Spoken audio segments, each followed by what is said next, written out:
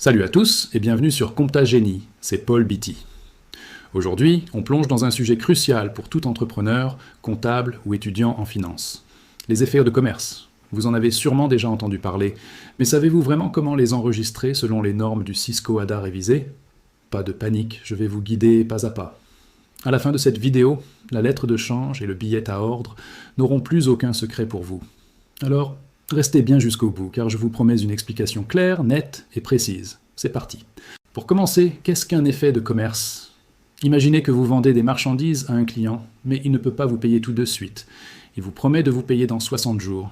Pour formaliser cette promesse, vous pouvez utiliser un effet de commerce. C'est un document officiel qui représente une créance pour vous, le fournisseur, et une dette pour votre client.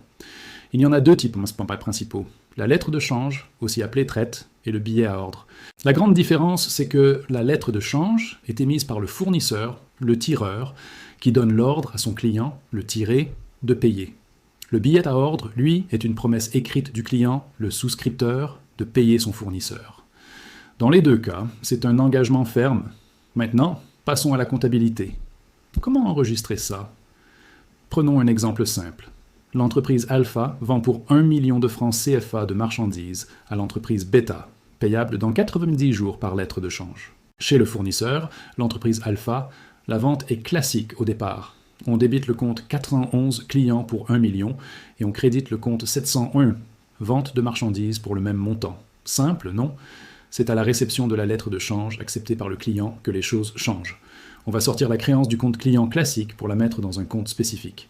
On va donc créditer le compte 411 clients pour solder sa dette initiale et débiter le compte 412 clients, effets à recevoir en portefeuille. Ce compte 412 montre clairement que vous détenez un effet de commerce, un actif plus formel qu'une simple créance client. Et du côté du client, l'entreprise Beta, comment ça se passe? Au moment de l'achat, l'écriture est standard. On débite le compte 601 achat de marchandises pour 1 million et on crédite le compte 401 fournisseur. Ensuite, lorsque Beta accepte la lettre de change et la renvoie à Alpha, elle doit aussi ajuster ses comptes. Elle va solder sa dette fournisseur initiale en débitant le compte 401 fournisseur et constater sa nouvelle dette matérialisée par l'effet de commerce. Pour cela, elle va créditer le compte 402 fournisseur, effets à payer. Le compte 402 indique clairement qu'il y a une dette à court terme formalisée par un effet de commerce. Vous voyez, la logique est la même des deux côtés. C'est un miroir. D'un côté, on a un effet à recevoir. De l'autre, un effet à payer. Jusqu'ici, c'est assez simple, n'est-ce pas? Mais que se passe-t-il avec cet effet de commerce, une fois qu'il est dans votre portefeuille, c'est-à-dire dans votre compte 412? Vous avez plusieurs options. La première, la plus simple, c'est d'attendre l'échéance. Le jour J, vous présentez l'effet à votre banque pour encaissement. Votre client paie et vous recevez l'argent. L'écriture comptable est la suivante.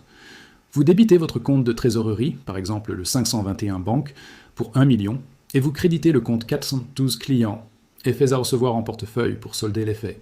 L'effet a joué son rôle, il disparaît de vos comptes. Mais que faire si vous avez besoin de cet argent avant l'échéance? C'est là que ça devient intéressant. La deuxième option, c'est l'escompte.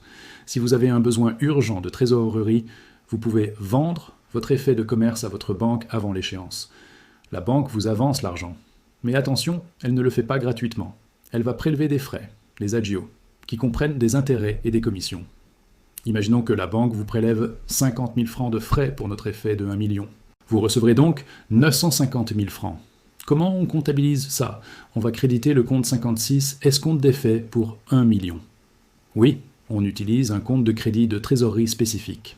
En contrepartie, on débite le compte 521 banque pour le montant net reçu, soit 950 000, et on débite un compte de charges financières, le 673 frais financiers et charges assimilées, pour les 50 000 francs d'agio.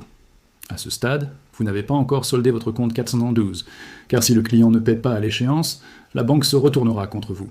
Continuons avec l'escompte. Que se passe-t-il à l'échéance de l'effet? Si votre client paie la banque, comme prévu, vous recevrez un avis de bonne fin de la part de la banque. C'est le signal pour vous de solder définitivement l'opération dans vos livres. L'écriture est très simple. Vous allez enfin pouvoir solder votre compte 412. On va donc créditer le compte 412, client effet à recevoir en portefeuille pour 1 million, et on va débiter le compte 56, escompte d'effet, pour le même montant. Et voilà, l'opération est bouclée. Le compte 56 est soldé, Le compte 412 est soldé. L'effet de commerce a été escompté avec succès. C'est une technique très courante pour optimiser sa trésorerie, mais il faut bien maîtriser la comptabilisation. Maintenant, abordons le scénario catastrophe, l'impayé. Que se passe-t-il si, à l'échéance, votre client ne paie pas? C'est ce qu'on appelle un effet impayé. Si vous aviez gardé l'effet en portefeuille, la banque vous le retourne avec des frais de non-paiement. Vous devez alors reclasser la créance. Vous allez créditer le compte 412 pour sortir l'effet qui n'a plus de valeur en tant que tel. Et vous allez débiter un nouveau compte, le 416, client douteux ou litigieux, pour le montant de l'effet, plus les frais que la banque vous a facturés. Cette écriture montre que la créance est devenue incertaine. C'est une étape cruciale pour le suivi de vos risques clients. Si vous aviez escompté l'effet, c'est encore plus délicat. La banque va prélever le montant de l'effet directement sur votre compte, plus des frais. Vous devrez comptabiliser cette sortie de trésorerie et, de la même manière, passer votre créance en client douteux. La gestion des impayés est fondamentale. Une autre utilisation possible des effets de commerce, c'est l'endossement. Qu'est-ce que ça veut dire? Au lieu d'attendre l'échéance ou d'escompter l'effet, vous pouvez l'utiliser pour payer l'un de vos propres fournisseurs. C'est comme si vous lui donniez le chèque de votre client. C'est ce qu'on appelle un endossement. Par exemple, si vous devez 1 million à un fournisseur, vous pouvez lui endosser l'effet de votre client bêta. Comment on enregistre ça? C'est très simple. Vous allez solder votre dette envers votre fournisseur en débitant son compte, le 401 fournisseur. Et en contrepartie, vous allez créditer votre compte 412 client. Effets à recevoir en portefeuille, car vous ne détenez plus l'effet. L'effet est passé de vos mains à celle de votre fournisseur. C'est une manière astucieuse de régler une dette sans utiliser votre trésorerie. Voilà, nous avons fait un tour complet des effets de commerce selon le Cisco-ADA révisé. On a vu leur définition, leur enregistrement initial chez le client et le fournisseur, avec les comptes 412 et 402. On a exploré les différentes options, l'encaissement à l'échéance, l'escompte pour obtenir de la trésorerie rapidement en utilisant les comptes 56 et 673, et enfin, l'endossement pour régler un fournisseur. On a même abordé le cas difficile de l'impayé avec le passage en client douteux via le compte 416. J'espère que cette explication pas à pas vous a permis de démystifier ce sujet. La maîtrise des effets de commerce est un véritable atout pour une gestion financière saine et optimisée. N'hésitez pas à revoir la vidéo si certains points ne sont pas clairs et surtout, pratiquez avec vos propres cas. La comptabilité, c'est comme le sport, plus on pratique, plus on devient performant. Merci d'avoir suivi cette vidéo jusqu'au bout. Si vous avez trouvé ce contenu utile et que vous voulez plus d'explications claires sur la comptabilité OHADA, n'oubliez pas de liker la vidéo, ça aide énormément la chaîne à se développer.